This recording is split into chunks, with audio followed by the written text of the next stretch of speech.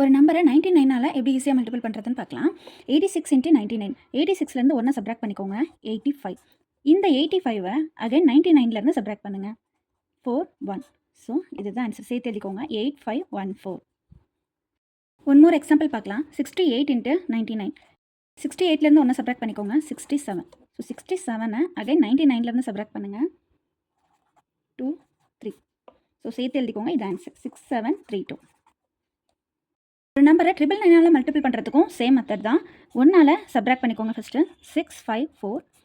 456 999லேருந்து subtract பண்ணிக்கலாம். 3 4 5. So சேர்த்து எழுதிக்கோங்க. இது answer 456543. 58 into 99 and 243 into 999. So என்ன ஆன்சர் வரும்னு கமெண்ட்டில் சொல்லுங்கள்.